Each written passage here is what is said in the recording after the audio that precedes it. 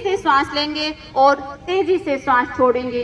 जब हम श्वास छोड़ें तो केवल हमारे पेट की मांसपेशियों की हलचल होगी, इसके अलावा हमारा पूरा शरीर एकदम स्थिर रहेगा। तो आइए कपालभाति का अभ्यास करते हैं। तेजी से श्वास छोड़िए।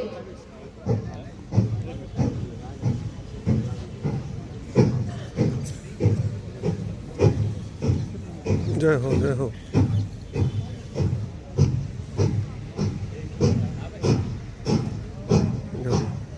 बीडी सिंधी जी सर,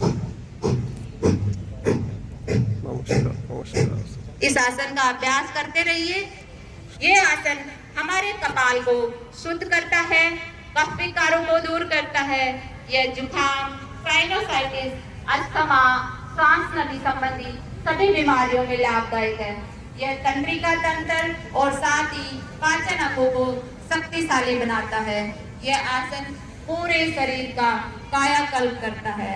तो आप कपालभाति का नियमित रूप से अभ्यास करें।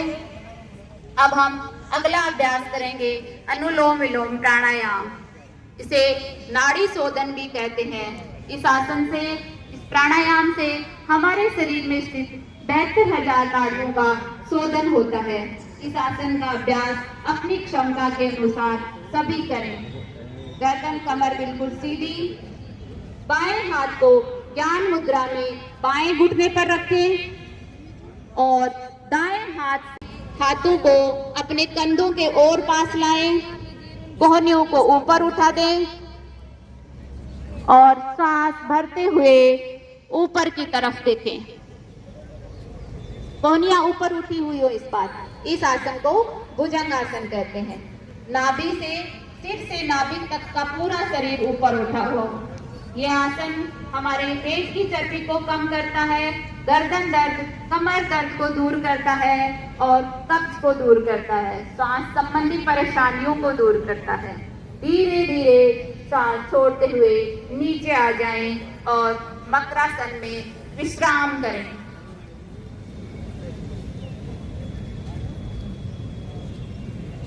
लेट कर किए जाने वाले आसन में मकरासन विश्राम की स्थिति होती है।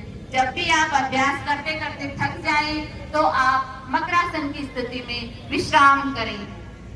अगला अभ्यास करेंगे शलभासन। शलभ का अर्थ होता है टिड्डी। सावधानियां, जिनको हृदय रोग, उच्च रक्तचाप हो, अल्सर, हर्निया के रोगी इसका अभ्यास न करें। पीठ के निचले हिस्से में अधिक दर्द हो तो वो व्यक्ति इसको सावधानी पूर्वक करें। दोनों पैरों को आपस में मिलाइए। हाथों को बगल से ले जाते हुए अपनी जंघाओं के नीचे रखिए। हथेलियां आसमान की तरफ और ठुड्डी जमीन पर टिकी हुई हो। अब हम सांस भरते हुए दोनों पैरों को ऊपर उठाएंगे। ध्यान रहे आपके घुटने नहीं मुड़े। आपकी कमर में, घुटनों में आए हुए खिंचाव को महसूस करें। कमर दर्द के लिए बहुत ही अच्छा आसन है। सांस छोड़ते हुए धीरे धीरे अपने पैरों को नीचे रखें। हाथ बाहर तरफ और मकरासन में लेट जाएं। शलभासन हमारे साइटिका के दर्द, पीठ के निचले हिस्से के दर्द में आराम दिलाता है, पेट के अंगों को लाभ पहुंचाता है और शरीर के निचले हिस्से में जमा वसा को कम करता है और मोटापे से दूर रखता है। पीठ के बल लेटकर किए जाने वाले आसन पूरे हुए। अब हम पेट के बल लेट के करेंगे। अब हम पीठ के बल लेटेंगे तो आप बाएं करवट लेते हुए सीधे हो जाएं। आपका चेहरा आसमान की तरफ और आरामदायक स्थिति में लेटे रहें। कोहनी से मोड़ते हुए दाएं कंधे पर रखें। कमर बिल्कुल सीधी रखें, गर्दन सीधी करें और नजर सामने। यह आसन कमर दर्द, गर्दन दर्द को ठीक करता है, पाचन क्षमता सुधारता है, फेफड़ों की कार्य क्षमता बढ़ाता है। धीरे धीरे अपने दाएं हाथ को खोलें और बाएं हाथ को खोलें और सम स्थिति में आ जाएं। अगला अभ्यास करेंगे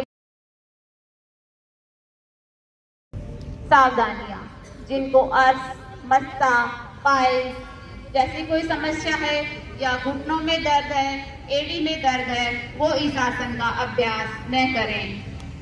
दाएं पैर को मोड़ते हुए अपने दाएं नितंब के नीचे रखें। बाएं पैर को मोड़ते हुए बाएं पंजे को बाएं नितंब के नीचे रखें। ध्यान रहे आपके दोनों अंगूठे आपस में मिले हुए हों और एड़ियां बाहर की तरफ निकली हो। दोनों हाथ दोनों घुटनों पर रखें। कमर गर्दन बिल्कुल सीधी रखें। नजर सामने रखें। यह आसन हमारे जांघ व पिंडियों की मांसपेशियों को मजबूत करता है, शरीर को दृढ़ता प्रदान करता है, मेरुदंड को स्वस्थ रखता है। खाना खाने के बाद किया जाने वाला एकमात्र आसन है। यह हमारी पाचन शक्ति को बढ़ाता है, इसलिए आज से ही आप ये संकल्प लें कि खाना खाने के बाद एक बार इस आसन में जरूर बैठेंगे। अब हम अगला आसन इसी दोनों हाथ कमर के पीछे जमीन पर रखें। गर्दन को पीछे की तरफ ढीला छोड़ दें। यह विश्राम की स्थिति है, इसे शिथिल दंडासन कहते हैं। आप इस स्थिति में विश्राम करें। अब हम भद्रासन का अभ्यास करेंगे। भद्र का अर्थ होता है दृढ़ या सज्जन पुरुष। जिन व्यक्तियों को घुटनों में दर्द है, साइटिका का दर्द है, वो अपने घुटने नहीं मोड़ें। गर्दन को सीधी करें, सामने देखें, दोनों हाथ सम स्थिति में रखें। दोनों पैर के तलुओं को आपस में मिलाते हुए अपने शरीर के पास लाएं। सांस भरते हुए अपनी एड़ियों को मूलाधार क्षेत्र के जितना नजदीक हो सके उतना नजदीक लाएं। दोनों हाथों से अपने दोनों पैर के पंजों को ढक दें। गर्दन कमर बिल्कुल सीधी रहे, नजर बिल्कुल सामने। भद्रासन हमारे शरीर को दृढ़ रखता है, मस्तिष्क को स्थिरता प्रदान करता है, हमारे नी जॉइंट, हिप जॉइंट को मजबूत रखता है, महिलाओं को मासिक धर्म में होने वाले पेट दर्द से मुक्ति दिलाता है। यह आसन गर्भवती महिलाओं के लिए विशेष लाभकारी है।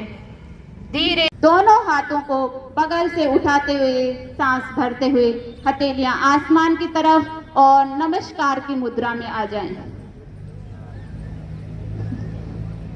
सांस छोड़ते हुए अपने दोनों हाथों को छोड़ें, नीचे की तरफ लाएं, पैर को छोड़ें और सीधे खड़े हो जाएं।